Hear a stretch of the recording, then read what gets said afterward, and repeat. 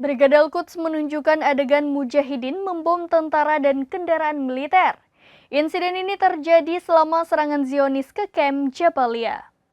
Dalam video tersebut, sejumlah mujahidin Al-Quds terlibat menembakkan sejumlah senjata ke arah musuh. Bahkan salah seorang di antaranya ada yang sambil minum kopi.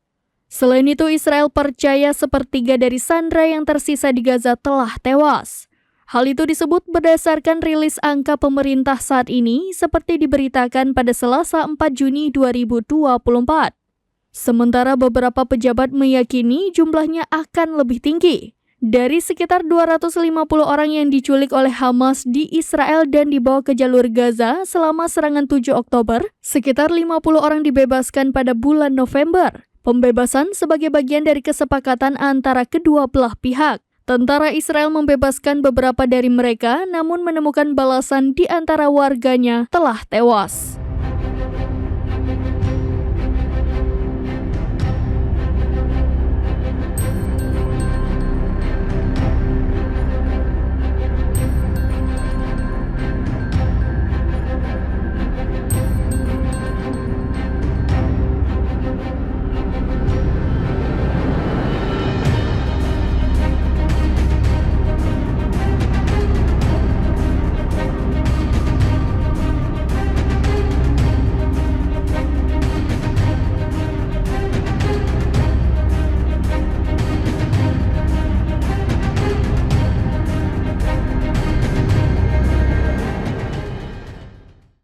Demikian informasi terkini Syedar Alun. Saksikan terus berita lainnya di kanal YouTube Serambi News, website dan Facebook serambinews.com.